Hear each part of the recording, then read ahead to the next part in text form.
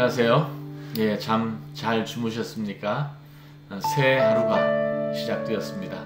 오늘도 하나님 은혜 가운데 의미 있게 또 힘 있게 기쁘고 즐거움으로 또 하루를 시작했으면 좋겠습니다.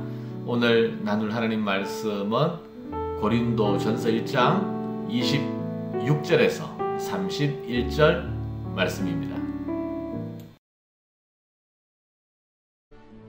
형제들아, 너희를 부르심을 보라. 육체를 따라 지혜로운 자가 많지 아니하며 능한 자가 많지 아니하며 문벌 좋은 자가 많지 아니하도다. 그러나 하나님께서 세상의 미련한 것들을 택하사 지혜 있는 자들을 부끄럽게 하려 하시고 세상의 약한 것들을 택하사 강한 것들을 부끄럽게 하려 하시며 하나님께서 세상의 천한 것들과 멸시받는 것들과 없는 것들을 택하사 있는 것들을 폐하려 하시나니 이는 아무 육체도 하나님 앞에서 자랑하지 못하게 하려 하심이라. 너희는 하나님으로부터 나서 그리스도 예수 안에 있고 예수는 하나님으로부터 나와서 우리에게 지혜와 의로움과 거룩함과 구원함이 되셨으니 기록된 바 자랑하는 자는 주 안에서 자랑하라 함과 같게 하려 함이라.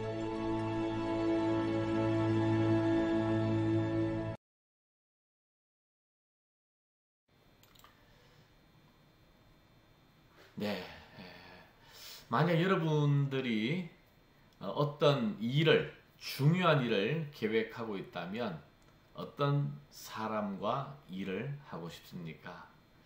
만약 여러분이 회사의 사장이라면 신입사원을 뽑을 때 어떤 기준으로 사람을 선택하시겠습니까? 믿을 수 있는 사람, 능력이 있는 사람, 성실한 사람, 여기에 성격도 좋은 사람이라면 더할 나위가 없겠죠. 우리는 어떤 사람을 선택할 때 그 일에 준비된 사람, 능력 있는 사람을 선호하게 됩니다. 회사의 직원을 찾을 때도 그렇고 또 학교에서, 대학교에서 신입생을 선발할 때도 마찬가지겠고요. 또 우리가 한 사람의 시민으로서 대통령이나 정치인을 선출할 때에도 이런 기준으로 사람을 택하게 될 것입니다. 자, 그렇다면 하나님은 하나님의 일을 하려고 할 때에 어떤 기준을 가지고 사람을 선택하실까? 우리처럼 능력 있는 자, 자격이 있는 자, 준비된 자, 이런 사람을 선호하시는가 아니면 그렇지 않을까? 자, 오늘 본문 말씀을 한번 보시죠. 26절입니다. 형제들아, 너희를 부르심을 보라. 육체를 따라 지혜로운 자가 많지 아니하며 능한 자가 많지 아니하며 문벌 좋은 자가 많지 아니하도다. 너희를 보라는 것이죠. 하나님이 어떤 사람을 불렀는지, 똑똑한 사람, 또 지혜로운 사람, 학벌 좋은 사람, 유능한 사람이 아니라는 것입니다. 요즘 말로 금수저 출신을 하나님이 선호하신 게 아니라는 거예요. 오히려 어떤 사람을 하나님은 선택하셨는가? 27절부터 보시죠. 그러나 하나님께서 세상에 미련한 것들을 택하사 지혜 있는 자들을 부끄럽게 하려 하시고, 지혜 있는 자가 아니라 미련한 것들을 일부러 선택하셨다는 거예요.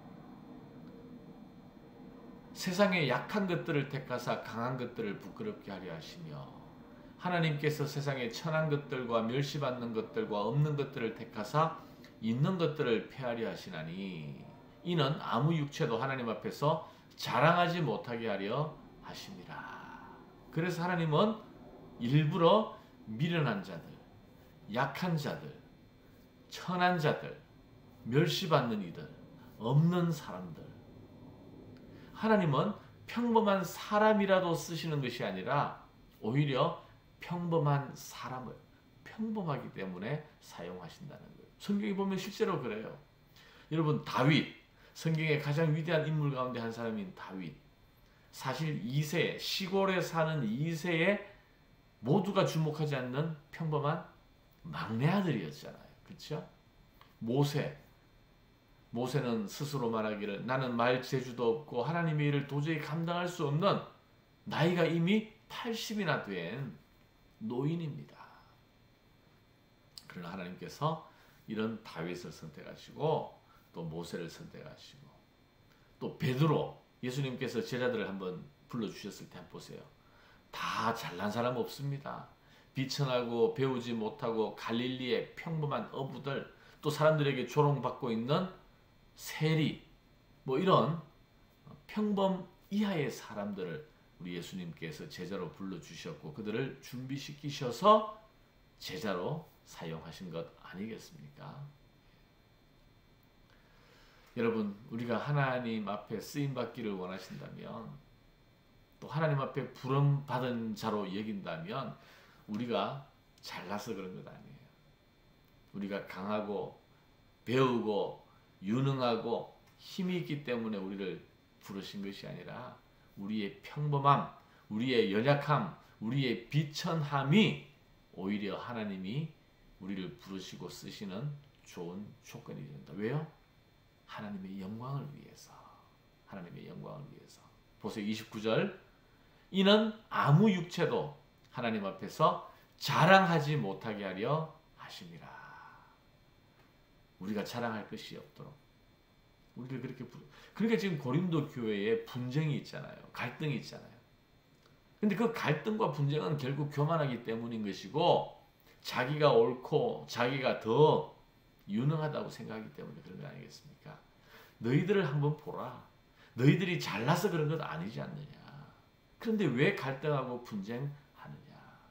너희가 자랑하려면 30절부터 보세요. 너희는 하나님으로부터 그리스도 예수 안에 있고 예수는 하나님으로부터 나와서 우리에게 지혜와 의로움과 거룩함과 구원함이 되셨으니 기록된 바 자랑하는 자는 주 안에서 자랑하라 함과 같게 하려 함이라. 주 안에서 자랑하라.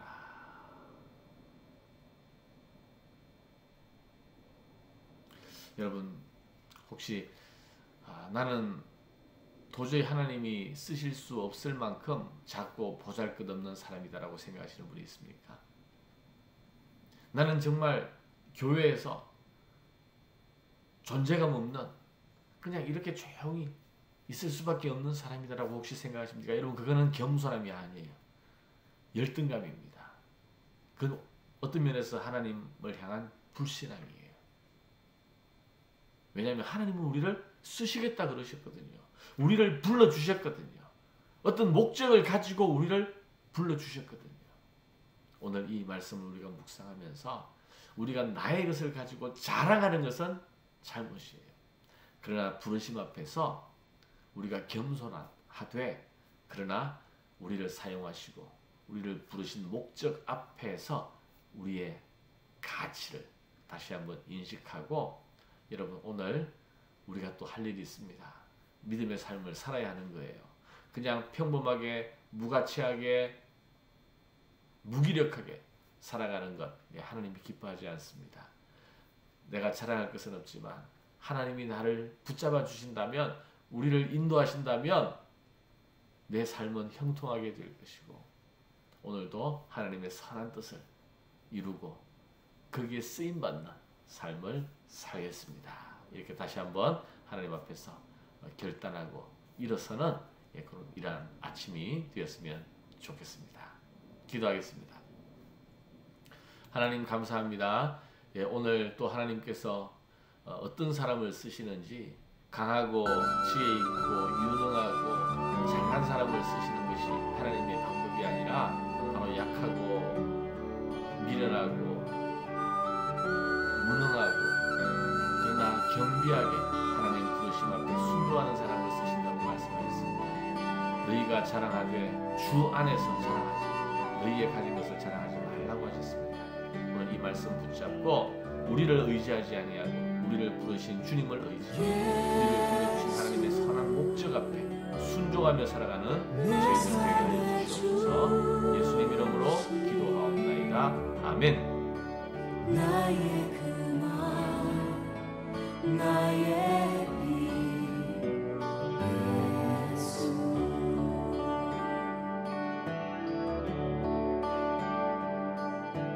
예수